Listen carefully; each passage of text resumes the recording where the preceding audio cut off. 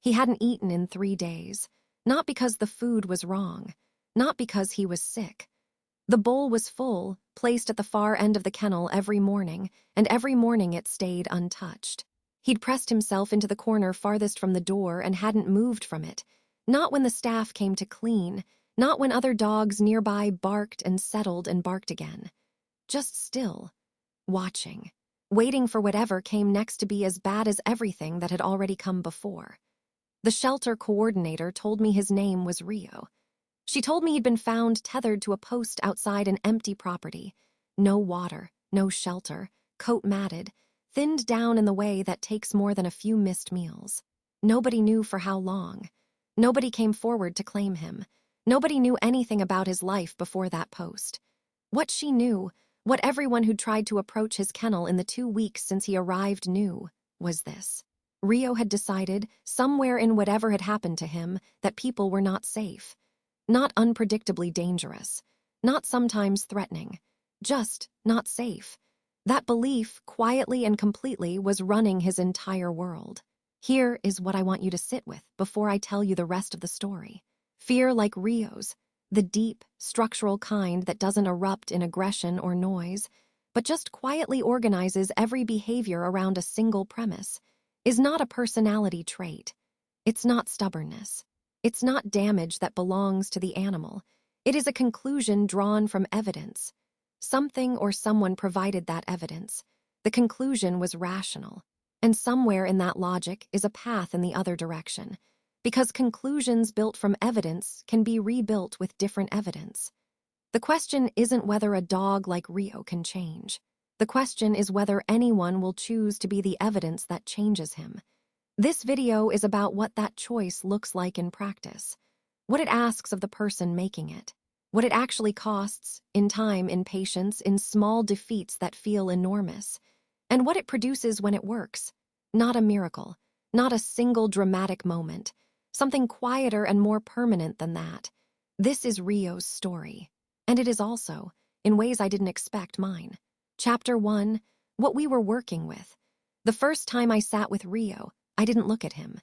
That's a deliberate choice that sounds strange until you understand how a fearful dog reads eye contact.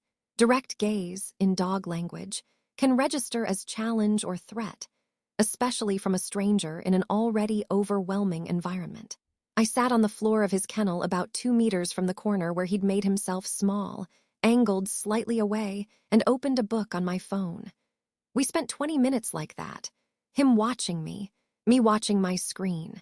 The gap between us, physically, didn't change at all. Internally, something happened. His breathing slowed. By the end of the 20 minutes, he wasn't watching me with the tight, vigilant scanning of an animal on full threat assessment. He was watching me the way you watch something you haven't categorized yet. Wary, but curious. Unresolved. That was enough for a first session. I came back every day for the next 12 days before Rio came home with me. Same routine, floor, slight angle, no pressure, no eye contact, no talking. Treats placed at the edge of my reach and left there, no delivery attempted. On day 8, he moved toward one, stopped a body length away, considered it for what felt like a full minute, then took it and retreated instantly, chewing in the far corner with his back half-turned. On day 11, he took the treat from my hand, just once, grabbed it and was gone. But I noted it in my records as the first voluntary contact in his history with me. The first time he decided that reaching toward a person might yield something worth the risk. I thought about that decision for a long time afterward. How much it required from him. How little it cost me to offer the conditions that made it possible. The first time he chose to reach toward something I was offering, I understood that the real work hadn't started yet. It had just been permitted to begin. Chapter 2, the real texture of it. I want to give you the actual shape of this, not the edited version. Recovery from deep fear doesn't move in a line. It moves in waves, forward for several days, then a stumble backward, then forward again from a slightly different position. Most people who start this work get derailed by the backward movements. They interpret regression as failure. They push through when they should pull back. The dog feels the pressure and retreats further, and both of them end up worse off than when they started. Week 1, the decompression stage.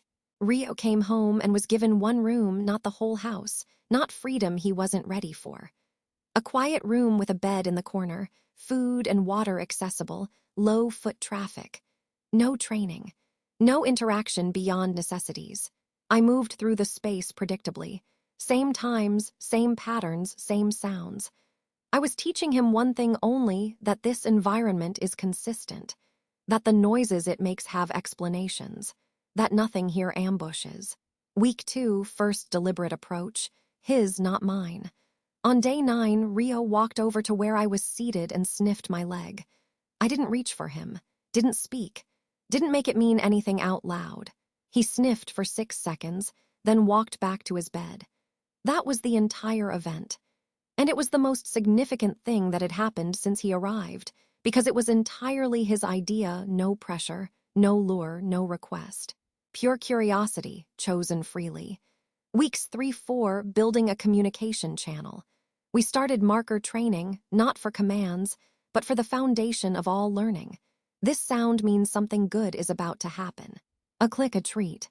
Then, your action influenced this outcome. That second lesson, that his behavior had an effect on his environment, was the more important one. A dog who has lived through uncontrollable bad events needs to experience agency before anything else will stick. Weeks 5-7, the yard, the leash, the larger world. Rio stopped at the back door the first time I opened it, stood at the threshold for nearly 2 minutes processing, then stepped out, moved slowly around the perimeter, nose low, cataloging everything, building a map. On day 4 in the yard, he ran. A short sprint along the fence line and back, just once. I had my phone in my hand and I got it on camera. I watched that clip about 30 times that evening. Weeks 8-10, learning to anchor. By week 9, Rio had a word, easy, that reliably brought his arousal down when something startled him. Not because I trained it through repetition, but because easy had become associated with stillness, warmth, and good things arriving reliably afterward. He began using me as an anchor, moving toward me when the world felt like too much. That was new. That was the beginning of something different from safety. It was the beginning of trust. Chapter 3, What Trust Looks Like When It Arrives. Week 13. A Sunday afternoon, low light, I was on the couch reading. Rio was on his bed across the room, the specific spot he'd chosen himself, positioned so he could see the door, the window, and me all at once. He'd picked it deliberately over several weeks, this geometry of safety. I looked up at some point and realized he'd moved. He was next to me on the couch, not pressed against me, not asking for anything. Simply there, lying down, head near my knee, eyes half closed. Relaxed in a way I hadn't seen from him in any context, in any setting in 3 months. I didn't move. I kept reading. My hands were shaking slightly. I want to say something honest about this moment, I cried. Not dramatically, quietly, the way something releases rather than arrives. Because what I was seeing wasn't just a dog who felt comfortable enough to choose proximity. It was a dog who had weighed 13 weeks of evidence, run his own internal analysis, and reached a conclusion that contradicted everything he'd concluded before. Near this person is somewhere safe to be unguarded. Rio has lived with me for 8 months now. He has a rope toy he carries from room to room. He has a particular tail wag, different from every other wag I've seen from him. That appears only when I come home. It took 4 months to develop. I watched it arrive degree by degree. He still pauses at unfamiliar doors, probably always will. Some conclusions do not fully dissolve, they just stop being the loudest voice in the room. That's fine. We work with who he is, not who he was supposed to become. Trust doesn't announce itself. It moves in quietly and takes the seat where fear used to sit. Training, 3 principles that underpinned everything. Because this channel is also about what can be learned and applied, not just witnessed, I want to name the 3 things that made Rio's recovery possible. Not techniques, principles.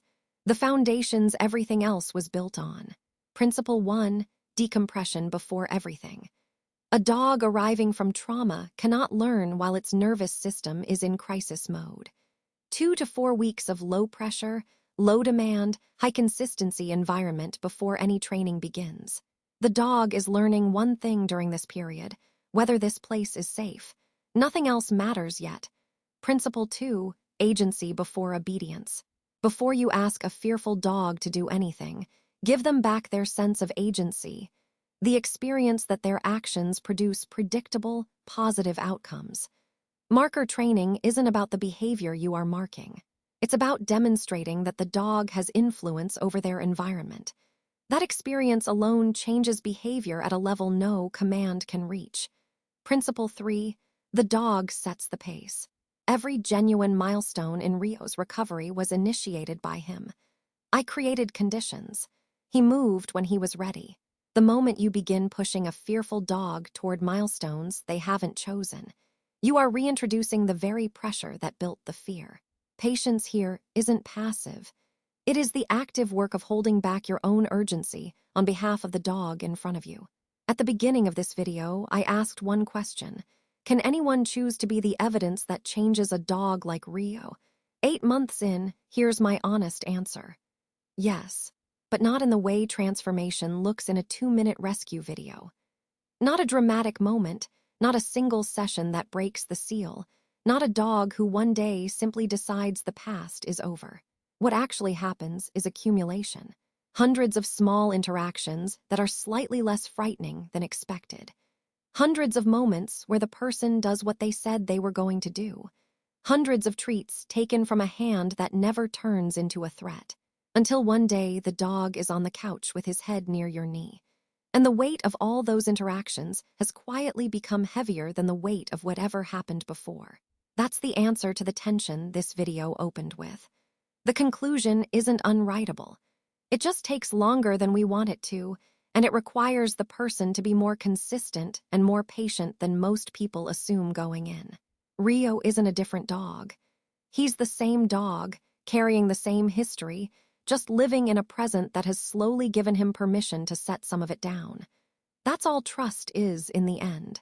Permission, accumulated slowly over time. If you are somewhere in this process right now, week 3, week 8, somewhere in the uncertain middle where progress is real but invisible, this video exists for you. And if Rio's story connected with something you needed today, the next video in this series goes directly into what the decompression period looks like in practice. The specific environment design, what to watch for, how to know when a dog is ready to move to the next phase, and what happens when you rush it. It's the most practical thing I can offer as a companion to what you just watched. It's linked right here. If you found value in this, subscribing means you'll see the next chapter when it arrives, no noise, just the work. And if you know someone who's just brought a fearful dog home and doesn't know where to start, this video, shared to them directly, might be the most useful thing you do today. See you in the next one. New videos every week, real training, real results, backed by science that actually works. Scan the QR code or tap subscribe now.